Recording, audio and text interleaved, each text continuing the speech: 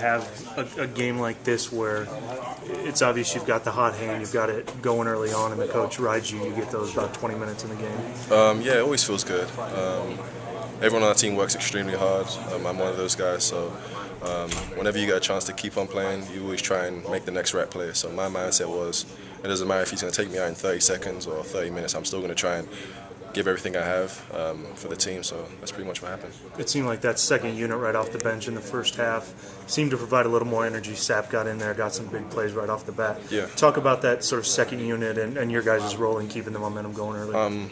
Coach made a good point after the last game that we need everyone to win. It's not just going to be five guys. It's not just going to be Devin and Aaron White. It's going to be all of us. So every time we check in, we always give ourselves a pat on the back, make sure each of us know the role we have to fulfill, and we just try and fulfill it to the best of our ability. And most of the time it comes with energy, so that's something that won't go away. How was that for you to go out there tonight and be able to play 19 minutes and be as effective as you were at both ends of the floor? It always feels good.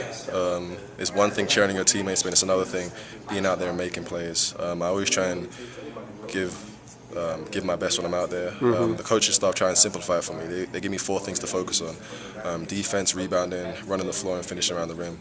So those are 4 things I try and bring every time I step on the court. And at the start of the year, I was worrying about stats. I felt like I had to prove certain things to certain people to try and get a double-double, try and get 3 blocks. But now I'm just playing at ease, and it's starting to pay off. And you've been able to, tonight, play against a 7-footer and do a good job. Oh, most definitely. I think Adam Woodbury prepared me well for that.